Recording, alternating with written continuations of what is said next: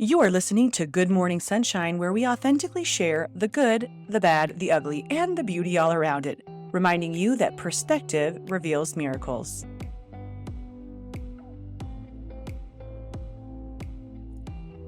Good morning, sunshines! We are diving in to the first of the 4 agreements on many levels today. If you don't know what I'm talking about, Don Miguel Ruiz wrote a book in 1997 called The 4 Agreements. It has been a top international seller for decades. And the 4 lessons provided in this book are substantially supportive for us stepping into a happier and better way of being so that we don't get so lost in the stories we create in our mind that are untrue. And the reason why I really wanted to dive into agreement by agreement is because if you're just starting personal development or you don't know what I'm talking about, or maybe you haven't dove into it at all, when you read, at least for me, when you read the 4 agreements the first time, it can kind of be like, what? Like, we're doing this book club right now, and I had some friends say, like, it's good information, but it's kind of like weird and kind of confusing. And we're talking about this black magic and what's going on. And it can feel a little bit uncomfortable. And people sometimes don't make it through the experience of reading the 4 agreements, let alone the benefit of practicing the 4 agreements. So I wanted to break it down in some different terms to see if that's supportive for you guys. And then that way, if you haven't read it, then you're still getting the same acknowledgement of the lesson. So first things first, though, the reason why we spend time in these 4 agreements and what Don Miguel Ruiz shares is that you're able to live a heavenly existence on earth when you live in this type of way. When you start to acknowledge that the words you choose to think and speak and receive are directly forming your life and your experience. Whether you feel like right now you're living in extreme happiness and excitement and joy, that's a reflection of the words you're thinking, you're using, and you're choosing to receive. Or if you feel like things are always so hard for you, they're always so complex, they're challenging and maybe depressive and sad, that also is a direct reflection of the word you choose to think about, to use, and to receive. And the first time I read the 4 agreements, I just put it right back away. Like I started reading the first chapter. I'm like, my brain was not fertile for those words yet. It couldn't even really like begin to understand what he was talking about. And if you guys are feeling anything like that when you pick up the book, first recommendation is skip the first chapter, dive right into the 4 agreements. And then with each agreement, I'm hoping that this supports and helps you in really absorbing, understanding, and practicing it. The other thing is, as you go on this journey of mindset expansion and you start to realize that you have the power to control your existence and your happiness. And I know that things are going to hit you and happen, right, that you didn't plan on or you didn't ask for. For example, my baby boy's cancer. There are things that land in our lives, but we still are always controlling our mindset, how we show up to situations, which will influence completely what happens next in our world. And when you start to go through and you enter this world of personal development, it's going to lead you on this wild ride of all sorts of authors. And spoiler alert, most all of them are saying very similar things in different ways because it's truth. You know, so many of these lessons are truth from the beginning of time, but we just haven't figured out a way for them to land within our hearts. So when I picked this book up again, I don't know, it was like years later, it just made sense because I had started practicing my personal development. So in terms of the first agreement, just to give you guys an example, Don Miguel Ruiz, he wrote this in 1997, right? And he put these agreements into word in this form for us to experience. And now millions and millions of people are reading his book. Before that, and there's many more examples in this. Impeccability of your word, the fact that the words you choose to use, and word is just languaging around the thoughts. You have thoughts, and when you put words to it, that's how we as humans communicate what those thoughts are. That's what word is, right? It's really our thoughts put into a form so we can communicate it back and forth. Now, before John Miguel, one of the examples, Napoleon Hill in 1937 wrote some different books. You have Think and Grow Rich if you haven't read that, but his form of, you know, this impeccability with your word is what you wait. Sorry, you think what? Oh man, my handwriting is great. Right, you become what you think about. You become what you think about. Same thing as impeccability of our word, a little bit different, but it's the same conceptual fact. Then you can take it back to Buddha. Buddha in 563 BC to 583 BC said, "The mind is everything. What you think, you become." You can take it to words of the Bible in Proverbs 23:7. For as he thinks in his heart, so is. Proverbs 24, I'm sorry, 4:23. Be careful how you think. Your life is shaped by your thoughts. This is not new news. The first agreement is not new news. It's packaged in a different way to help us continue to see that this agreement changed our world. So let's dive into what that means. Like what that was a lot of words you just used, Cal, and still I have no effing clue what you're talking about. Perfect. That's perfect. Let's get into it. Impeccability of your word. And I want to take it into a couple different examples today so you can really see how this lands. And this is very closely connected with the second agreement of taking things personally, but I'm still going to do a separate one on that. But you are going to see there's like crossovers of it if you've read the full book and you have full understanding. So the first thing is I want you to think about as you grew up, the words that were used on you. I know that sounds weird, right? But the external influences that formed your thoughts, your beliefs, your standards, and your way of being. Because all of us are at the mercy of the people who raise us to initially start, like, just imagine your brain, your mind as this empty field, right? Like it starts this empty field. And they start to plant little seeds, and those seeds continue to grow throughout your life, especially when you nourish those. So, a great example could be a parent who has chosen the life for themselves of poverty, of scarcity, of fear, of anger, of impatience.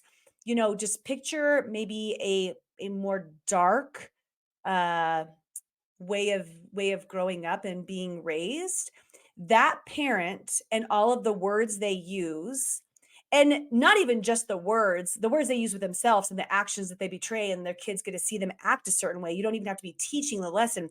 The way that they show up is planting little seeds in the brains of this little baby and this little 2-year old and this little 5-year old and this 10-year old. And as each one of those different ideas is planted, that the world is scary. It's a place of fear. You will be surrounded by scarcity. It's going to be a life of poverty.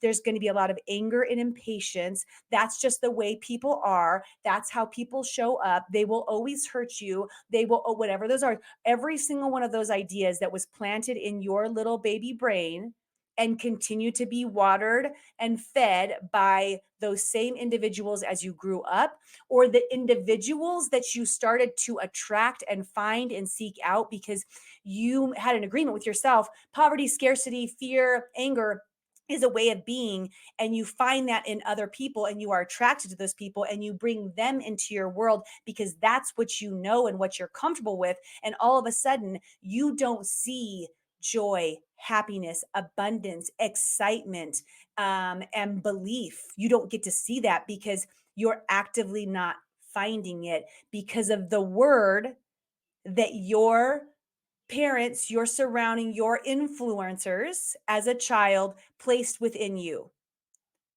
And going back and starting at that level can be really challenging for some people because they get angry.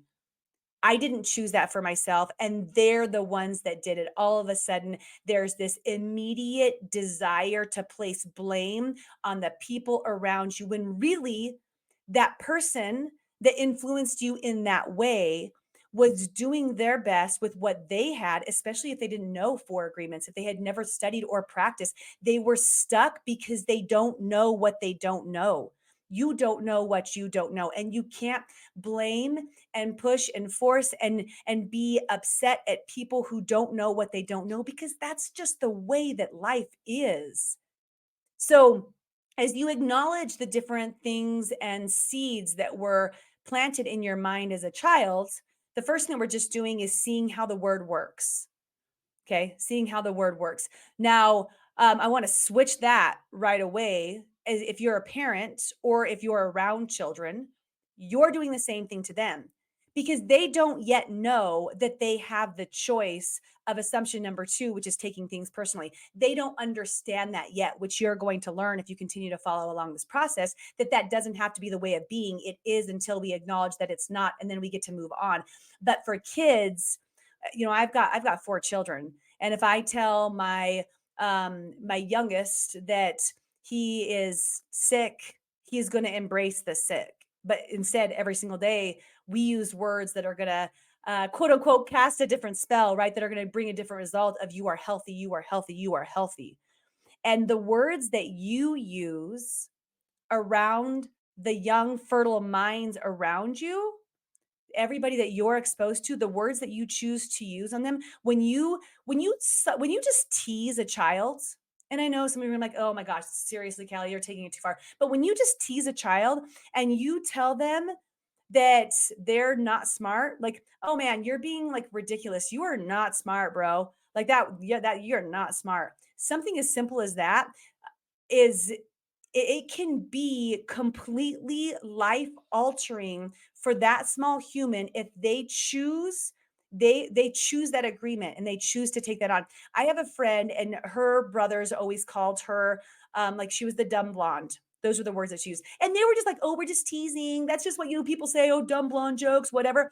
And she took that agreement and she owned it, man. She owned it in such a way that she let it drive her life, trying to prove them wrong, being in that existence, or that you're fat.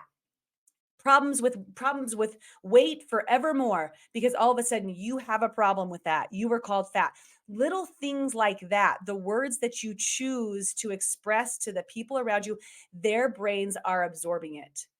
And I could do a full another, and maybe I will talk about, actually, I will for sure. But talk about how we choose as parents, as grown up influencers to our little ones, the words we choose to use with them is completely affecting and going to affect their life until they hopefully have the ability to step into their own personal four agreements and realize they have a choice to decide that that agreement you cast upon them is not true. I love the example in the book where they just talk about like a mom who had like an extreme headache, and the little girl was just singing and she was so joyous and she was having so much fun and it was such a beautiful day. And kids, they're just like da da da singing, and the mom's just like getting angrier and angrier and more impatient. And finally, she's just like, "Shut up! You have an ugly voice. Like, just we've all lost it. You like what you have such an ugly voice, just knock it off." And the mom didn't even like mean to do that. She wasn't trying to hurt her kid, but forevermore, like, no, that little girl, she no longer sang. She just stopped singing completely, and not just stopped singing, stopped talking, stopped showing up for herself, lost confidence in her way of being because of one statement. The words that you use, the words that you choose are so unbelievably influential to people who don't know how to practice agreement number two, which our children, they don't know what taking things personally means. They don't understand that yet. Okay, so two different ways when you're looking at the first agreement that your word is so important is how it was used and acknowledging how it was used on you in the past, so you can see that how you use it currently is affecting those little minds around you. Okay, let's move away from kids now. Let's talk about the other adults in our life. It doesn't stop from like kids. It's not parent to kid. That's not the only way that it works, or influencer to young mind. This happens in our day to day world, especially in people who have not chosen to take on ownership, complete and utter ownership of their own person. And they want to use the blaming category on their life. Their life is going a certain way because of X, Y, and Z, and they're going to blame everything when they're not practicing the second agreement. So, looking at this, okay, let's look at how you have been affected by what the people in your world, your could be your friends, it could still be your parents, it could be your neighbors, it could be the people you follow on social media. Wherever you're exposing yourself, the words that those people are using, the way that they're speaking, could be and likely is influencing you and your thoughts and your beliefs if you choose to take those on. So, for example, somebody comes up to you and directly says like, "Dude, you're an idiot. Why would you ever choose to go into that career?" And all of a sudden you're like questioning your career. Like, why did I? Maybe I should have. Maybe I should be looking over there and doing what they're doing or doing what they're doing. Like when we, oh man, when we got pregnant with the littles, right? So I have a 15-year age gap between my kids. And when we got pregnant with the youngest ones, it was amazing the amount of opinions people felt like they needed to give us about how we were batshit crazy to start all over. I could have chosen to receive and accept and agree to that. I could have chosen that agreement and taken those words personally, which we'll talk about in the next one about agreement number two, and started to form a new level of like soil, like a fertile mindset of mine about how this was going to be a horrible idea and what was I doing, and step into a space of parenting that lacks patience and joy. But instead, I was like, no, that's your word. Let's talk about that more in the second agreement because that's such a great example. But that's their word. But we are consistently influenced by the words that other people are using. And the word doesn't have to be directed towards you, especially if you have a fertile mind for scarcity. Let's just say that you have a fertile mind for scarcity. You just don't think things are ever going to work out completely financially. Your brain is going to find your reticular activating system, the back of your brain, your subconscious, even though you're not meaning to, it is going to find and seek out and connect to every one and every statement that's made around scarcity and how that's a way, in fact, of life. And that's what you're going to see. And that's what you're going to think the norm is. If you have concerns about your weight, you probably think that everybody else is judging you for your weight, and you're looking out there at all of these other people who are living a different way because they look a different way, and you're making up these stories in your mind with your word. And even though they're not directing anything towards you, you're still choosing to receive that. This is really hard because all the four agreements like mix up so much in my brain, as they should, because they do work together. But point is the words that other people use are influencing you if you're allowing them to. Same thing, the words that you're using to your friends, to other adults on your platforms, they're they're hitting someone in some direction. Check out the person who's like consistently negative on social media and you watch their stuff and you're just like, "Ugh." Some of you guys hit snooze and you just like then they don't know that you even like blocked them, like right, you just snooze their information so you do not have to see any of their stuff anymore because literally it's just dragging you down. But others of you are just like you get on it. You're like, "Oh yeah, I'm going to comment back, about their ex and about the things." And it starts to influence and seep within you. Right? Those words that we use and the words that are used upon us can have a major effect. And here's where it gets really big. Okay, here's the final aspect of the word that I want to talk about today. So now you're thinking about it. And I hope what you're thinking is like, shit. Like, number one, I see what she's talking about. The words, the things that I was taught as a child, like that has influenced me in many different ways. And maybe it doesn't have to be that way. And the second thing is you're just like, wow, so that means the words that I use consistently around my kids when when I say this is this is wild. When I look at myself, I'm like, ugh, you're disgusting. Or man, I feel like I look fat today or whatever. And your little girl hears you. You weren't even talking to her, but she's receiving those words and they're starting to plant little seeds about how she's not good enough and how being a certain way is inappropriate or it's bad or she's not going to be loved or accepted because of that, because you use those words in front of them. So I hope you're starting to see that in addition to how that happens with your friends in your grown-up relationships and the people that you follow. But now here's the, I would say, like where it really comes together. It's the words that you use with yourself and about yourself, the words that you say out loud, like I just said. Okay, so it could be the fact that you look in the mirror in the morning and you tell yourself how you're not good enough and how you're fat and how you're lazy and how you're not getting whatever done and how you've been impatient and how you made the wrong decisions. Whatever those ill words are that you're using towards yourself are absolutely going to become. This like really is where it ties in with Napoleon Hill and Buddha and our verses from the Bible of what we, so that's saying, right? What we say out loud is going to become. We are creating our next way of being and what we are going to attract into our worlds. My son just walked in and asked if we are going to the actual beach today. He really wants to get back on an airplane and go on a trip. My word was no, not today, because that is the truth. Okay, so but where it really connects is the words that we don't even say, that which we think about, however we formulate the different thoughts in our mind is truly what's creating us. Let's just pause for a second. Hold on. Hey guys, can you please go downstairs? Mommy's finishing her video, remember? Thank you. I love you. So, the words that you choose to go over and over and over again in your brain is going to become or already is what world you live in. I'll give you a little bit of a more extreme example. So then you can relate it to yourself on different levels, right? So when we found out that my baby boy Whit and John had this rare cancer and this rare disease, and we were in the hospital, um, I had the opportunity in that moment to choose what continuous thoughts I was going to dive into.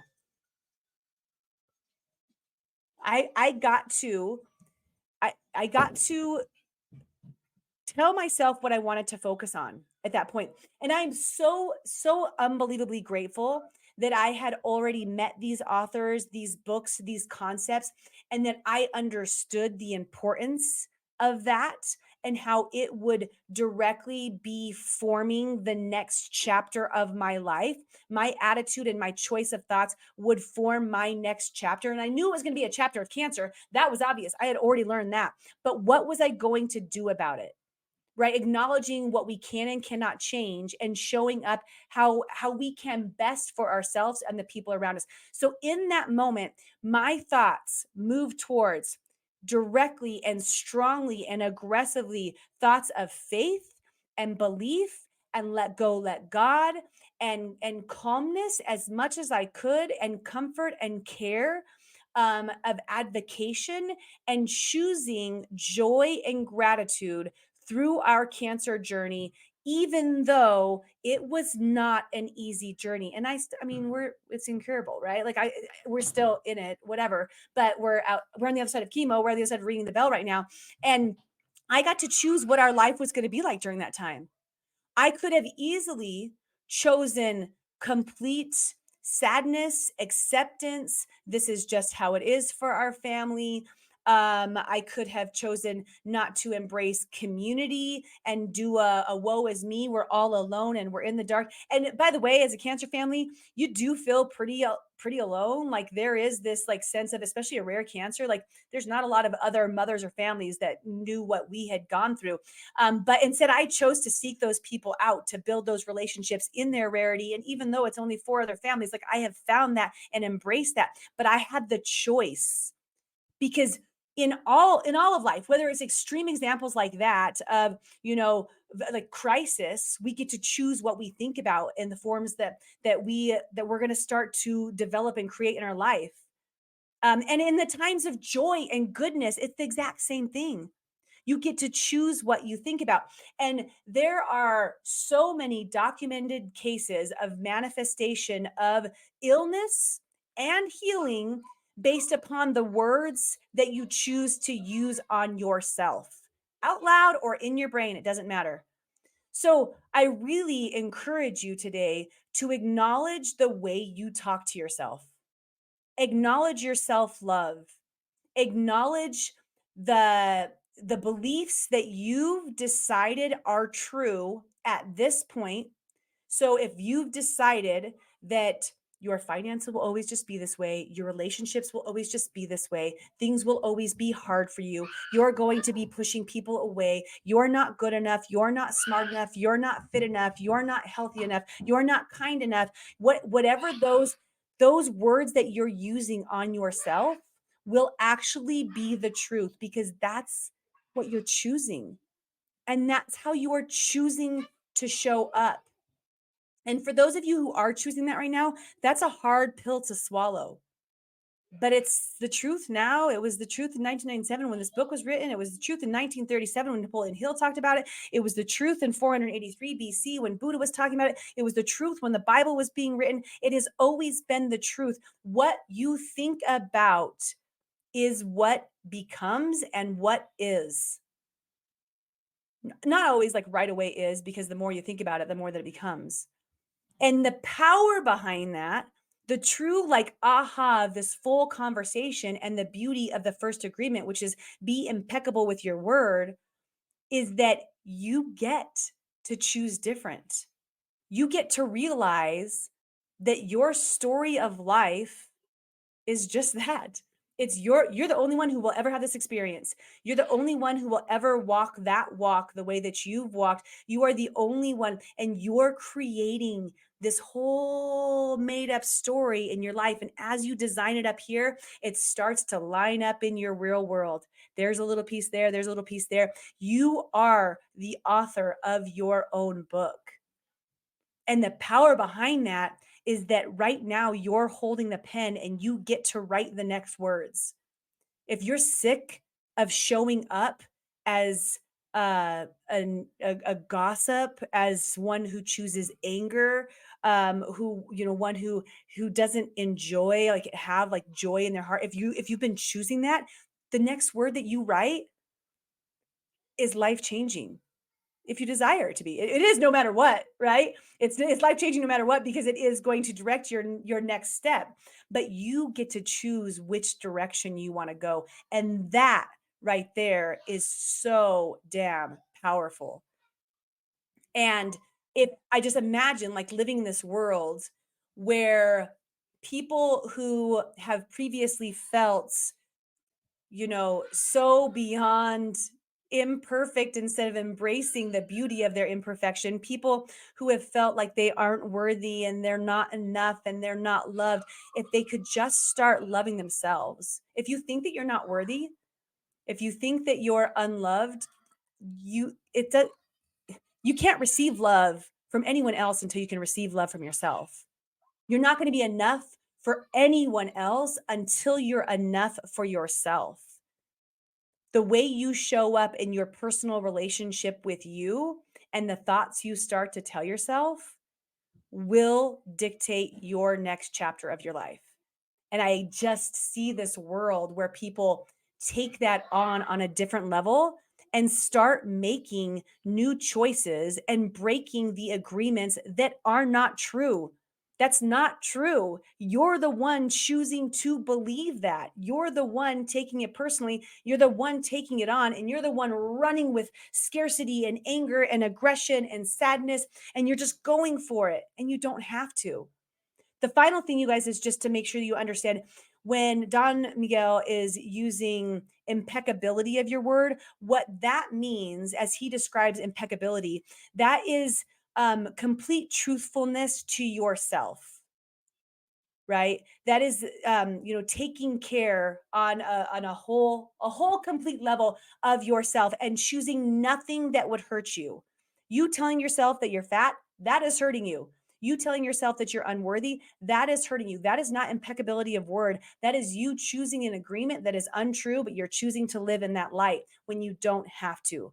Choosing light, choosing joy, choosing positivity, choosing kindness, letting go of all gossip. Gossip is the perfect example of the value of word. When you use words as poison for others, choosing to completely remove that from your world is so powerful, as is the first agreement.